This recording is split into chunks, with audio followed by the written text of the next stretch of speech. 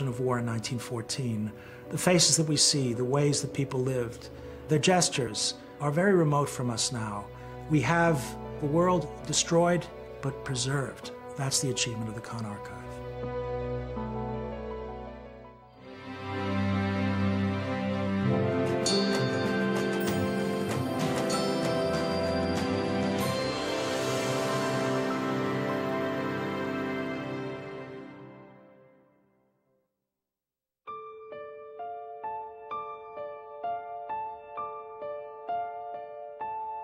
In 1908, at his home just outside Paris, the French banker and philanthropist Albert Kahn began devising his hugely ambitious plan to create an archive of the planet. The following year, he launched the project in earnest by recruiting his first professional photographer. Auguste Léon had worked for some time as a postcard photographer. He was meticulous and skillful with cameras. For the next 20 years, Kahn dispatched Léon all over Europe with the new autochrome camera system. Some of his earliest pictures were shot in the picturesque Loire Valley in northeast France.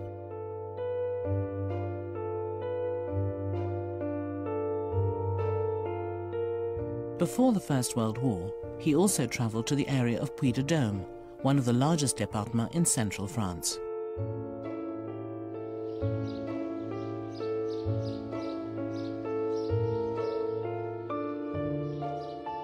Puy-de-Dôme's landscape is studded with ancient volcanic hills.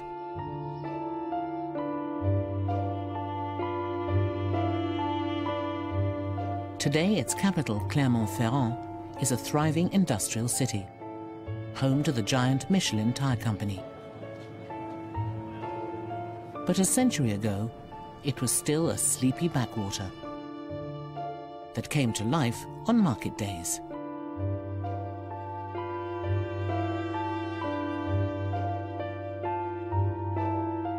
Outside the city, Léon encountered a people who remained intimately connected to the land.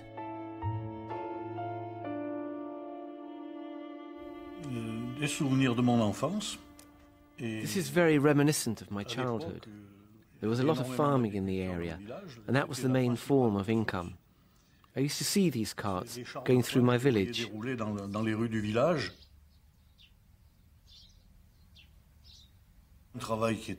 Work was very hard. They didn't have a very good yield. But the people didn't demand much. They were quite content.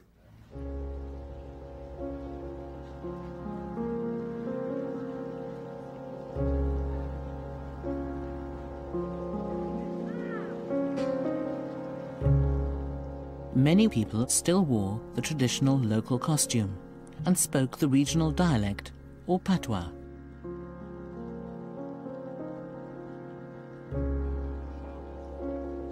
At the turn of the century, a schoolteacher observed that just a few miles outside Clermont-Ferrand, very few adults spoke French.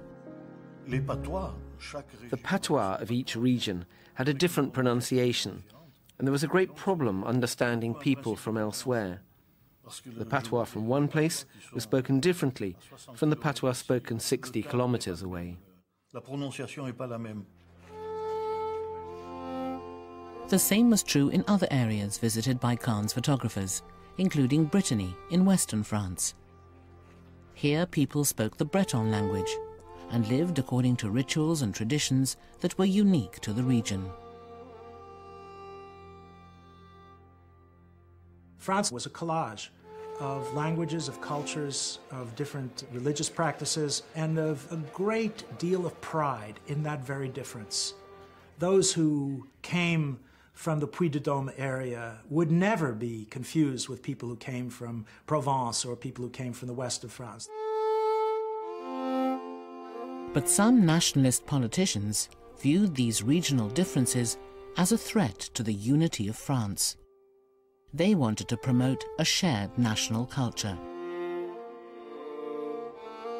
But this would have undermined the cultural diversity that fascinated Albert Kahn. I think that the main reason why Albert Kahn wanted to have photographs of the regions of France was because this was also a time when the rural populations were part of a new French identity that was being forged at that time.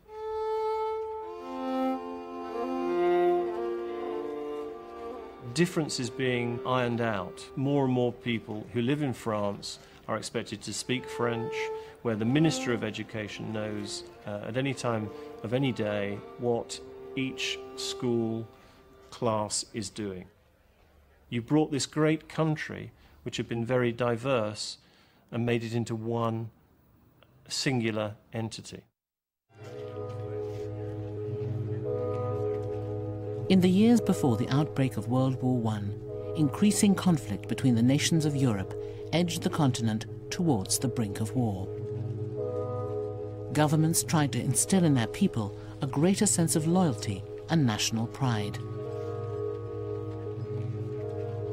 It was widely felt that developing a strong sense of national identity was very important, because by the late 19th century it was accepted that a war would have to be a mass war involving millions of young men, and it was crucial that those young men felt patriotic and willing to fight and die for their country. But Kahn's autochromes hint at a serious problem facing the French nation. Léon's portrayal of the fertility of France has a double edge to it. On one hand, it's a rural idyll. It has a beauty of its own. On the other hand, the land in many of these photographs is empty, and this is a problem. The problem is that the strength of France could only be maintained if people stayed on the land and if its population grew. Neither was the case. The rural France of these photographs is depopulated. It's a place where people don't have large families anymore, or if they do, the children scatter. Because of changing social attitudes and the increased use of birth control, France had the lowest birth rate in Europe. At a time of mounting international tensions, this demographic time bomb became a matter of national security.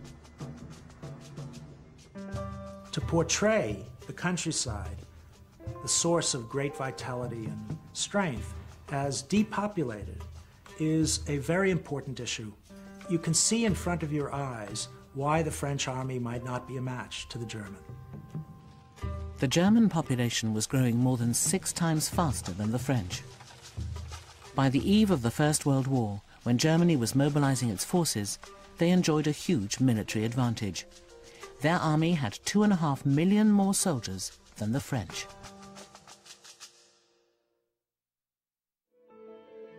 As a committed pacifist, Kahn abhorred the imminent prospect of war. He tried to promote understanding between people of different cultures. Through his collection of autochromes, he wanted to celebrate the colorful tapestry of European life. Europe in 1910 was a Tower of Babel. There were over 100 languages or dialects spoken quite normally in most major states. There was extraordinary diversity, cultural, linguistic, physical diversity, different colors, different skins, different languages, different religions. The enormous variety of European life in 1910 has vanished over the century. But if we go back 100 years, we can see a very different world.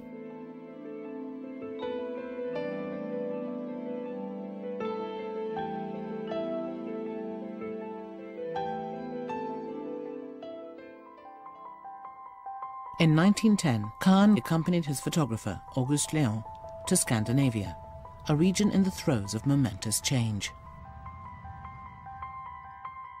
These black and white photographs offer a rare glimpse of Kahn on his journey through Norway.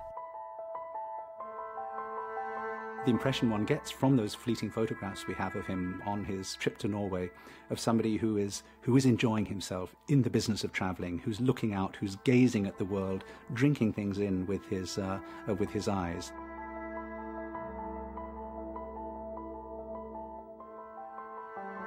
Today, Norway is one of the most affluent countries in the world. But in 1910, Kahn encountered many impoverished Norwegians living in dilapidated conditions. At that time, Norway was so poor that the country stood on the brink of famine. Each year its population dwindled as thousands sought a better life in America.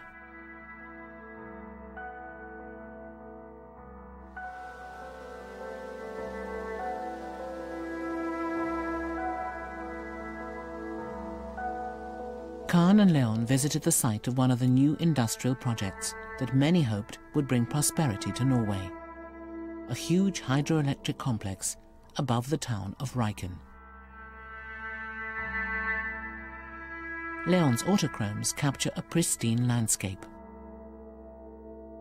6 years later, the valley had changed beyond all recognition. In a few years, Rjukan's population swelled from 350 to 10,000 as Norwegians flocked to the town in search of work.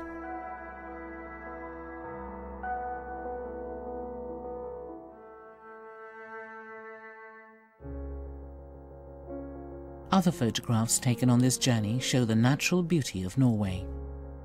The country's unique stave churches testify to the skill and artistry of Norwegian craftsmen. These pictures represent a land of apparently enduring traditions. But beneath the surface, Norway was coming to terms with profound political change. For almost a century, an Act of Union had joined Norway to Sweden. In 1905, the Union had been dissolved, leaving Norway to establish itself as a newly independent state. Norway had been developing its sense of national identity very strongly in a number of fields in the 19th century as a means of defining itself in contrast to Sweden. There are examples in art, literature, music, language.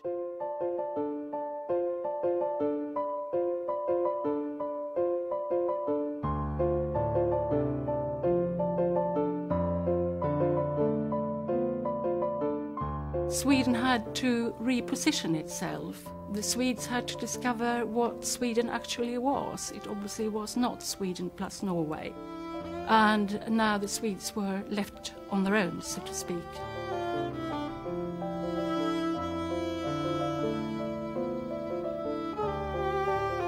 In Sweden, Kahn found a country which was also in the grip of an economic and demographic crisis. It's a time of social upheaval, people supporting revolutionary movements, and also the life was changing quite significantly for many of the people in these pictures as well.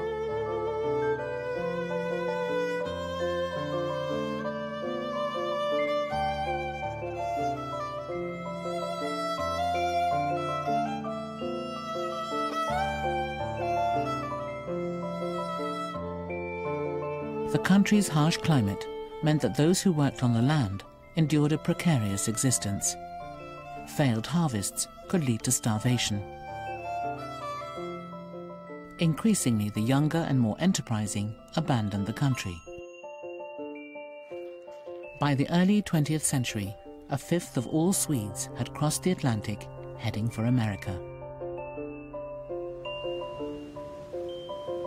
As the population declined, nationalists tried to encourage people to remain in their homeland. The people who were needed to build the modern Sweden were disappearing much too quickly. And so celebrating, trying to establish what traditional Swedishness was an important part, if you want, of the project of encouraging people to stay in the country. At the time of Leon's visit, life in much of rural Sweden remained untouched by the modern world. The embodiment of the eternal Swedish idyll was in the western region of Dalarna. It was a kind of Swedishness that outsiders, tourists, and somebody like Leon certainly, I would have thought were very keen to see, because it confirmed that these were traditional people leading traditional lives, which would have been very reassuring at a time when Sweden was changing pretty rapidly with urbanization, industrialization, and so on.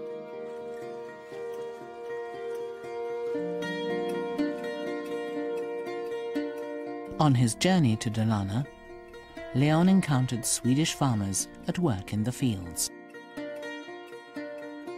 The return from the summer pastures is an extremely interesting picture. Types of jobs that men and women did were very clearly different and very clearly divided. It was the job of women to look after the cattle up on these pastures. There were no fences, of course, so you had to stay with your cattle all the time during the day when they were grazing. And there was also the danger of bears and wolves attacking the cattle. When Leon arrived in this town in Dalarna on a Sunday, he found the local people dressed for church. What we see in the picture are two girls in their Sunday finery, and also a very stern-looking man. And he is wearing his long black coat, which he would only have worn on a Sunday for going to church.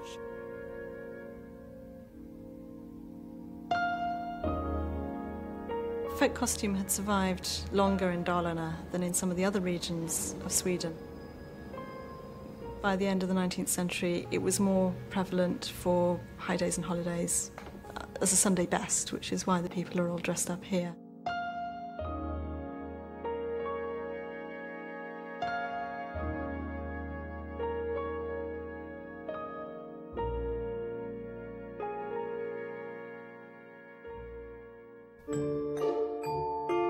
Encouraged by the results of their expedition to Scandinavia, Kahn expanded his project.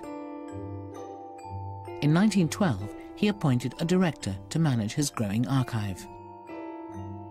Jean Brun was a distinguished academic. After Kahn endowed a chair for him at the prestigious Collège de France, he became the world's first professor of the emerging discipline of human geography.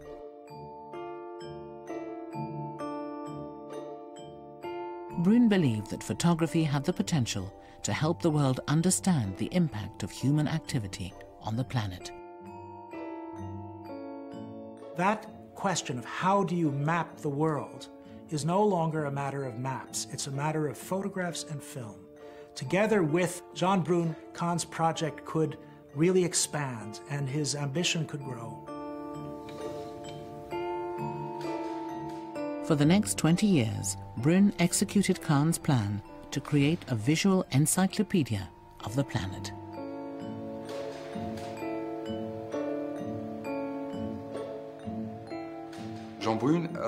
Jean Brun tried to formulate the wish of Albert Kahn in very concrete terms. What to photograph, how to photograph. And we have, for example, a list that indicates the important elements which photographers must observe when taking a photo. Brun used Kahn's autochromes to accompany his lectures, bringing colourful images of the world to a wider public. And he also joined Kahn's photographers on their missions.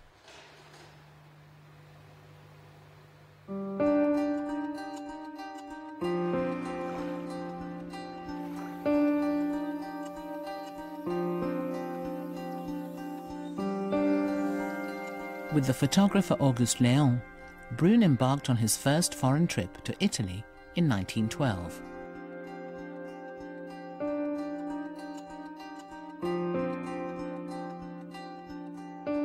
Since the late 18th century, Italy's sumptuous artistic and architectural heritage made it the ultimate destination on the Grand Tour.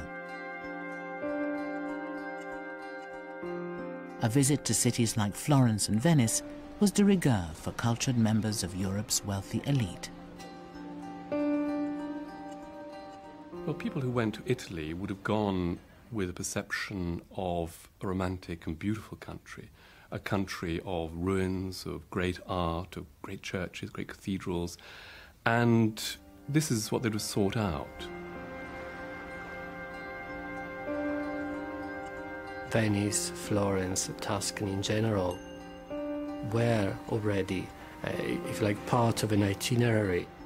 Those are the kind of places that any upper-class Northern European would go to. This is a brilliant picture of Florence and the tourist trade. It shows how developed tourism was already at the turn of the century, and also the presence of all those probably fairly cheap reproductions of famous artistic works. As well as recording Italy's historic buildings, Brun and Léon wanted to reflect the everyday life of the Italian people. During this trip and on subsequent visits, Kahn's photographers produced pictures showing the gritty reality of life in Italy.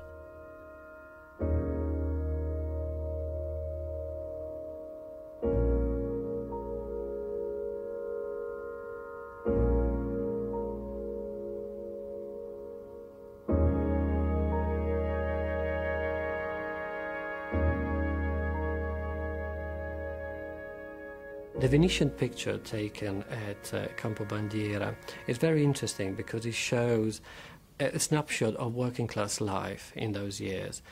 As you can see, particularly the house on the right-hand side is the typical house where working class people would live.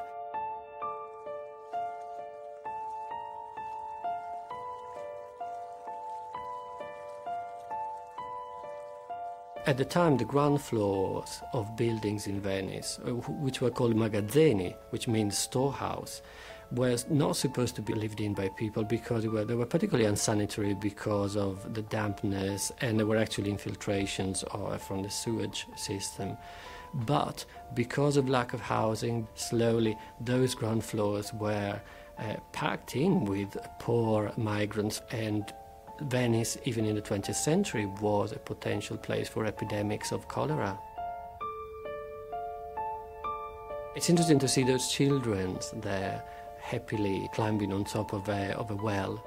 The sad side behind this picture is the fact that probably many of these children were actually working in the glass industry, which employed children from the age of 10 working 14, 15 hours day shifts. In a way, it's a beautiful picture, but at the same time a reminder of the poor social conditions of working class Venetians at the time.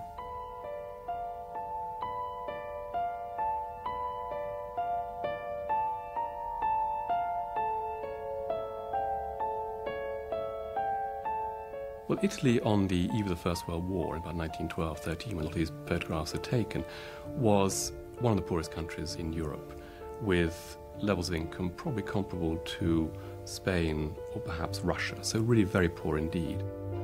The vast majority of people were peasants living in very poor conditions, suffering from serious illnesses. In southern Italy, a lot of people would experience malaria. And diet was very, very poor. It was very rare for people to eat meat ever, perhaps once a year or just on major feast days. Life expectancy at birth in Italy was among the lowest in Europe. In theory, primary education was compulsory in Italy, but in reality, few parents sent their children to school. At the time of unification, only 3% of adults spoke Italian, and the country remained a patchwork of separate cultures. Italy's history for centuries had been a history of regional identities, local ones, particularly related to towns. So Italians were, and are to a great extent, first and foremost Milanese, Venetian, Tuscan, and then there is this sense of being part of a national community. Since Italy's unification, politicians had tried to widen the perspectives of ordinary Italians and make them identify with the nation. Some nationalists believed the country could be unified through the revolutionary power of warfare. A lot of Italian intellectuals felt that the only way that Italy is going to be strong, that it's going to somehow shake off all the legacy of the past, that somehow through success in war, a nation will be made through sacrifice, through bloodshed, there will be collective memories as a result of this traumatic experience, and that somehow a great power will be made. the military was considered to be an instrument for building a more cohesive Italian nation. The army also worked as a kind of melting pot where people from different regions would meet for the first time. And because Italy was such an agricultural country at the time, people would travel very little. So quite often being in the army was a chance to be able to travel and meet other people for the first time for, the vast majority. While Italy consolidated its status as a unified nation, in the Balkans, the Ottoman Empire was breaking apart. By the time Kahn sends his teams of photographers to southeastern Europe, this is clearly a focal point for political transition from a world of empires to a world of nation-states, and a focal point that does not only concern the peoples of the area, but concerns the whole of Europe. But the Western European idea of a nation-state couldn't be easily applied to the Balkans, where a myriad of ethnic and national groups shared the same geographical space. As the people of the region competed for control of territory, the potential for conflict increased. Jean Brun believed that photography could help Europeans understand the complexities of politics in the Balkans. They wanted, as many travelers did, to sort out for the audiences back in Western Europe, where after all the real political power lay, who was who in the Balkans. And of course they do all this on the eve of the First World War that's going to blow apart the European order forever. The commonplace about the Balkans was it was an ethnographic mess. It was a Macedon. It was a fruit salad of the different nationalities, and the political problem of Europe is sorting it out. And photography, by fixing and identifying the different human tribes that existed there, could help in this task. For decades, conflict between the region's ethnic groups had given the Balkans a reputation for violence. In the early years of the 20th century, the area had become a source of morbid fascination for travellers. Agatha Christie invented a villainous character who, as she put it, came from one of the Balkan states. Principal rivers, unknown. Principal mountains, also unknown. Population, chiefly brigands. Hobby, assassinating kings and having revolutions. If you read the headlines in 1911 or 1912 coming out of the Balkans, you would think that assassination is a daily event. Anyone in Western Europe or Central Europe knew a flashpoint for war. Brun and Léon had arrived between the First and Second Balkan Wars, two conflicts that transformed the balance of power in the region. These pictures were taken at a very crucial moment because of the two Balkan Wars, which changed totally the map of the region, but also the lives of people who are photographed on these pictures. Maybe some of them had to leave their homes. Maybe some of them were killed. In the winter of 1912, an alliance of Balkan armies had attacked the forces of their Ottoman overlords. Within 6 weeks, they'd claimed victory. Ottoman rule in Europe was at an end. But the scramble over its former territory, in what is modern-day Macedonia, had only just begun.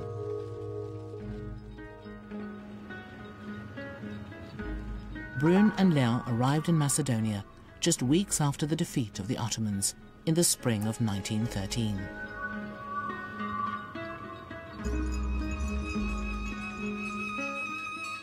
Salonika, which is known today as the Greek city of Thessaloniki, was the most important port in the Balkans.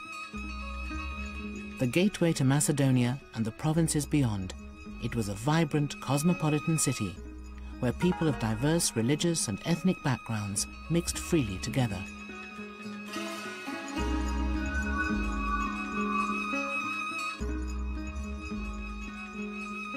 Although There were some areas of the city that were chiefly inhabited by Muslims, others by Jews, others by Christians. It was not strictly segregated.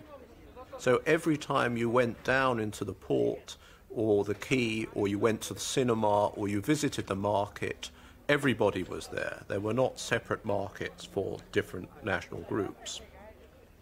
In the Ottoman Empire, religion was the main difference between people, and this was also the main element of their identities. So if you went to the Balkans, like these photographers at that time, and you asked who you are, people would say, I'm Christian, I'm Orthodox, I'm Catholic, I'm Jew, I'm Muslim. They were identifying themselves according to their religion.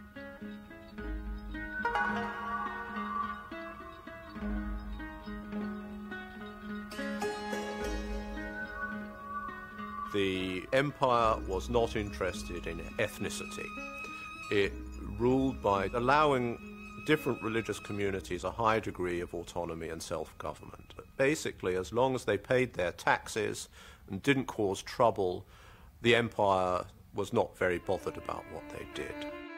At the turn of the century, a Jewish boy, Leon Siaki, was growing up in Salonika. In his memoirs, he recalled life in this diverse society. The lower group in which I was placed was made up of 3 French boys, 1 Greek, 4 Spanish Jews, a Serb, an Armenian, a Turk, and a Montenegrin boy. As we talked freely and played together, as we made warm friendships, we came to know things about one another's ways which, viewed from the outside, might have appeared strange and meaningless. At the time Siaki was growing up in Salonika, the city had the largest Jewish population in the Balkans. Most were descendants of Jews who had been expelled from Spain in the 16th century. They still spoke a form of Spanish known as Ladino, and they maintained their distinctive customs and styles of dress. The upper-class Jewish women of Salonika were noted for their finery. They had preserved traditions that they had brought with them from Spain. So they liked to go around with sort of fur-lined tunics or cloaks, as in fact the men did, and with their hair grown long, a bit like some kind of medieval court dress. The Jewish community, which was very large, covered the gamut from poor barefoot street urchins to some of the wealthiest individuals in the empire. Leon's pictures are a poignant reminder of the Jewish communities that were once such a vibrant part of Balkan life. It's a beautiful picture for many reasons, I think. One is there's the urban backdrop. It's not at all romanticized. The poverty of the cellar is there for everybody to see. At this time, life is conducted on the streets. In many ways, you feel that they are fascinated by the street sellers because they represent a vanishing world. In 1913, Muslims made up a quarter of the population of Salonika. To many early Western visitors, they added an exciting and exotic flavor to the life of the city. Europeans had always been fascinated by the Muslim character of the Ottoman Empire. They are never really seen by West Europeans as European. Muslims, however westernized, however urbanized, however much they speak West European languages, belong to a different culture and civilization. And that, I think, is constant throughout the period, and no doubt for many people it's true today as well. Leon's autochromes depict lives that were apparently untouched by conflict, but some reveal that in reality this was a city under siege. Salonika in 1913 was full of soldiers because, although the Ottomans had been pushed out, the war wasn't over, and there are substantial contingents of Greek soldiers and Bulgarian soldiers roaming the city. And when you look at the photographs that look down over the city from the fort at the top down to the bay, you'll see the bay is full of warships as well. So this is a city at war. It's not a city at peace. After their victory over the Ottomans, both Greece and Bulgaria claimed Salonika as rightfully theirs. But as these pictures show, it was the Greek forces that prevailed. These are Cretan soldiers, and they belong to the Greek army who occupied Salonika. Cretan soldiers are dressed in a different costume than other Greek soldiers because it is their own costume. It is the local Cretan's costume, and even today they are wearing the same trousers in Crete. The Greeks controlled the city for the next 30 years. Under their rule, the population of Salonika would change out of all recognition. When you look at photographs of the city in the spring and summer of 1913, you are in fact seeing a world that is about to disappear.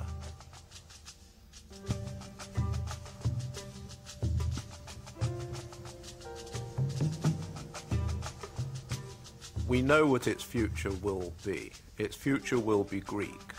And in the space of 10 years, the whole of the Muslim population will have left. In another 20 or 30 years, the entire Jewish population of the city will also have gone. 4 years after these photographs were taken, fires spread through the center of Salonika. Many of its ancient buildings, including the Jewish quarter, were destroyed.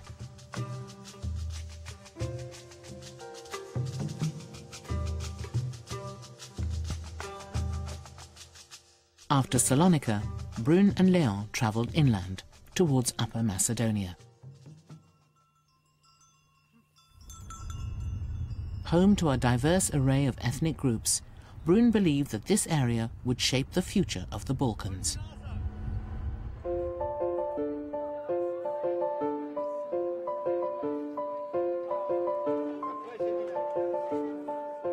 Brune later wrote, "It seems that different groups of people have mixed together to form a population where there is more confusion between the races than anywhere else.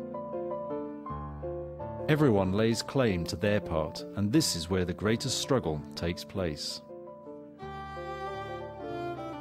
Ottoman Macedonia at this time was home to a number of different populations. There were Turks, Orthodox Christians, Slav-speaking, Bulgarian-speaking, Albanians, Serbs, Bulgarians, Turkish-speaking Muslims, Vlachs, Gypsies. It was really very complex, very complex.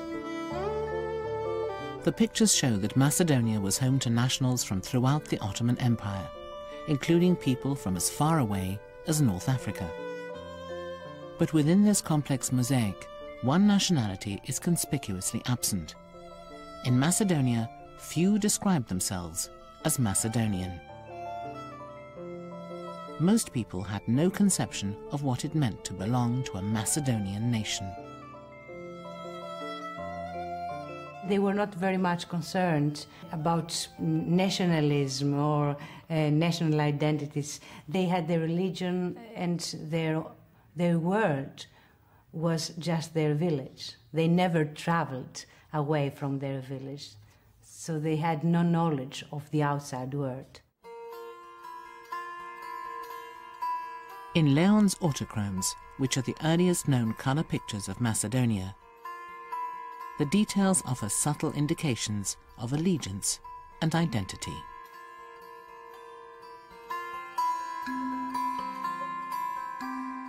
A dimension of life that the photographs provide, which is missing from a lot of the other accounts from the time, is a picture of what rural life looked like. The particular clothing that you wore sent signals about your religion, possibly your village, certainly your social standing, and the images give us a little piece of that. Dress was an important marker of identity. In earlier times, in the Empire, as in Western Europe, there had been dress codes. different faiths were supposed to stick to different colours of shoes, for instance, or of turbans in order to identify themselves. And something of that tradition remained. The issue of national identity became increasingly important as the Serbs, Bulgarians and Greeks vied to win support from the territory's diverse populations. In that period, we saw state-sponsored paramilitary groups from Greece, Serbia and Bulgaria, as well as indigenous armed groups from within Macedonia, all competing to try and establish a basis of national loyalty among this village population. The Christians of Macedonia started to split along national lines as religious leaders vied to win the hearts and minds of the people. Имаме огромен број случаи во кои што покажуваат како половина од селото. There are documents which show that half of the villagers went to a Serbian church and half of the villagers went to a Bulgarian church. It resulted in a situation where two brothers would say that they are different nationalities. One of them would call himself Bulgarian, and the other brother would call himself Serbian. And so, week in, week out, what people faced is stark choices when a band of this type came to your village. It could be a matter of life and death, what your answer to the question of, what are you really, was. Jean Brun and Auguste Léon left the Balkans in May 1913, just 2 weeks before the argument over how to divide up Macedonia erupted into war. After a month of fierce fighting, the Bulgarian army was routed. The victors, Greece and Serbia, carved up most of Macedonia between them. The peasants' their life changed totally. For some of them, they lost their homes. Hundreds, thousands of them lost their homes all over the region. So it was a dramatic moment of their personal and family histories.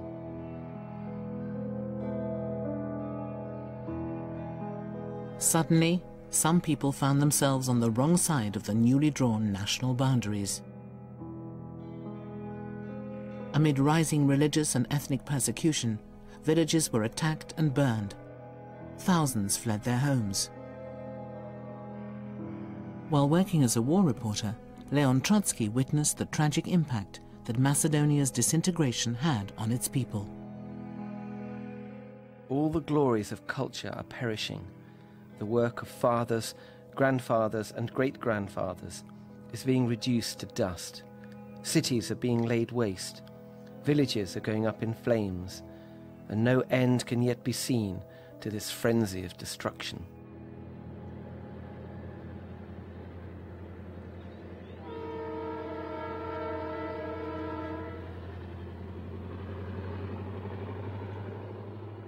Four months later, Albert Kahn dispatched another of his photographers, Stefan Passé, to document the disastrous consequences of the Balkan Wars. When Passé arrived in Macedonia in September 1913, he found a region that remained in the grip of crisis. Stefan Passé goes to places that are difficult to get to. He goes to the places that he knows are dangerous. He was informed by the French authorities of the risk that he took to go to such and such a place, but this didn't deter him. He wanted to go and see for himself and to take his photographs, and he wanted to bring them back for Jean Brun and Albert Kahn. Travelling overland, Passé's intrepid journey took him through the war-torn countryside towards Salonika. Next to the railway tracks leading to the city, he witnessed the human cost of conflict. It was the largest Muslim exodus. 500,000 Muslims left Macedonia to go to Turkey at that time. These people came to Salonika to board on ships to go to Turkey. They left their homes behind them forever. There was a massive flight of people, refugees from the country villages where they'd lived for hundreds of years into the safety of Salonika and the surrounds, where these photographs have taken. Mostly it's Muslim villagers who now felt that their life was in jeopardy.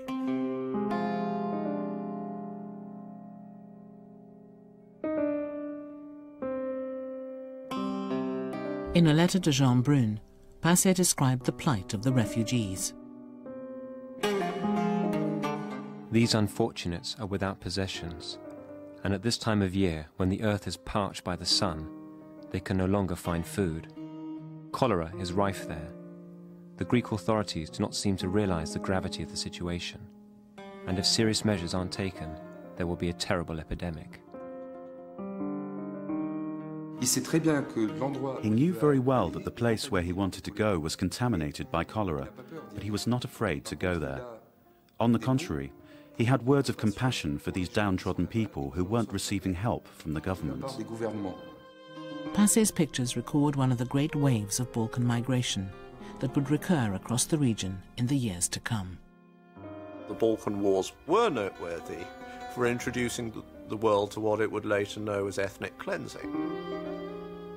One of the concerns of the photographers themselves in their photographs that we're looking at is to chart the consequences of ethnic cleansing.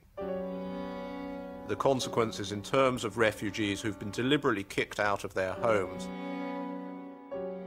As the 20th century unfolded, attempts to build nation-states led to ethnic cleansing on an unprecedented scale. The Muslims and later the Jews of Salonika were some of the first people to pay the price. The pursuit of separate national identities propelled Europe towards war.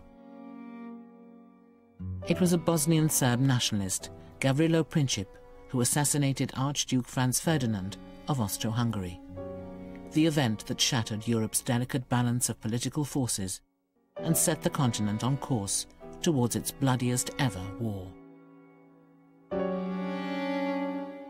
For a pacifist like Albert Kahn, a promoter of understanding between cultures, it's evident that the First World War was a shock. For him, as for the rest of the world, but especially for a pacifist and an internationalist, it was without doubt desperate.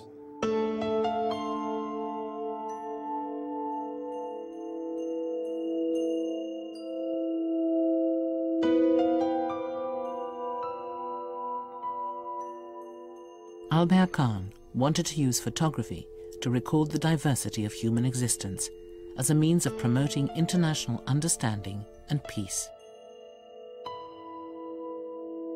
In the years before the First World War, his photographers documented the timeless traditions of cultures across the continent.